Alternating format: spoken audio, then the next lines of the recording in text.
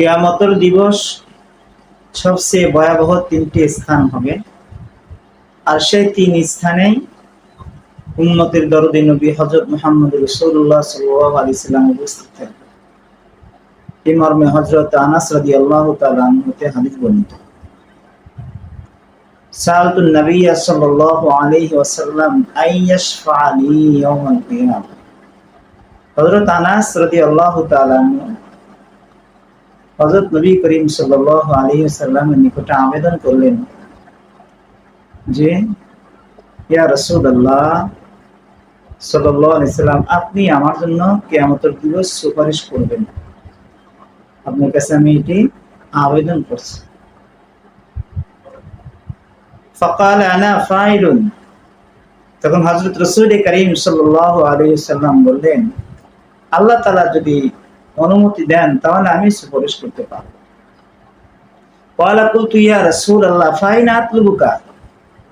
তখন হযরত আনাস রাদিয়াল্লাহু তাআলা আনহু বললেন, ইয়া রাসূলুল্লাহ, আপনাকে আমি কোথায় খুঁজব? ময়দানে হাসরে তো কোটি কোটি কোটি কোটি হাজার হাজার কোটি কোটি মানুষ উপস্থিত থাকবে, সেখানে আপনি কি কোথায় গেলে খুঁজে পাবো সেই ঠিকানা বলুন। ক্বালা উতলুবনি আউওয়ালা মা তাতলুবনি আলাস সিরাত। হযরত রাসূল করিম সাল্লাল্লাহু আলাইহি ওয়াসাল্লাম বললেন, তুমি আমাকে ফুলসিরাতের উপরে পাবে, ওখানে তুমি তালাশ করো। ক্বালা কুলতু ফাইলাম আলকাকা আলাস সিরাতি। হযরত আনাস রাদিয়াল্লাহু তাআলা আনহু বলেন, আমি আবার রাসূল করিম সাল্লাল্লাহু আলাইহি ওয়াসাল্লাম জিজ্ঞাসা করলাম, ইয়া রাসূলুল্লাহ, আপনি কি যদি আমি ফুলসিরাতের উপরে না পাই তাহলে কোথায় খুঁজব? ক্বালা ফাতলুবনি ইনদাল মিজান। তুমি যদি আমাকে ফুলসিরাতের পাশে না পাও তাহলে তুমি মিজানের পাশে গিয়ে আমাকে খুঁজবে। কুলতু ফাইলাম আলকাকা ইনদাল মিজান। ইয়া রাসূলুল্লাহ, আপনি যদি আমি মিজানের নিকটে গিয়েও না পাই তখন আপনাকে আমি কোথায় খুঁজব?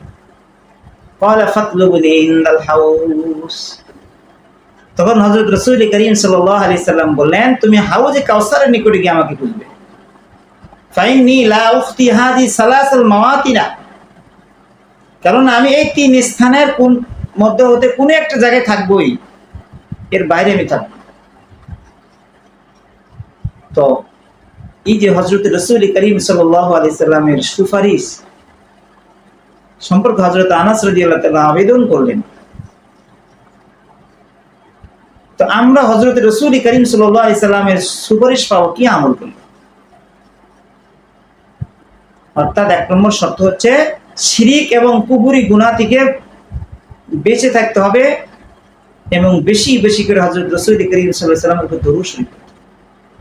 আল্লাহ হাবিব এক হাদিসের মধ্যে বলেন, ওয়াকালা নবী আলাইহিস সালাতু ওয়াসসালাম মান সাল্লা আলাইয়া 10 মাররাতান ফি আউওয়ালিন নাহার ওয়া মান সাল্লা আলাইয়া 10 মাররাতান ফি আখিরিন নাহার নালাতু শাফাআতি ইয়াউমাল কিয়ামাহ আও কামা ক্বালান নবী আলাইহিস সালাতু ওয়াসসালাম। আল্লাহর হাবিব বলেন, যে ব্যক্তি সকাল এবং সন্ধ্যায় আমি মুহাম্মাদের উপরে 10 বার করে দরুদ শরীফ পড়বে, যে কোনো দরুদ, তাহলে তাকে আমি সুপারিশ করে জান্নাতে নিয়ে যেতে পারবো। জন্য আমরা বেশি বেশি করে দরুদ শরীফ, আল্লাহ তাআলা আমাদেরকে এই আমলের উপরে অবিচল অটল থাকার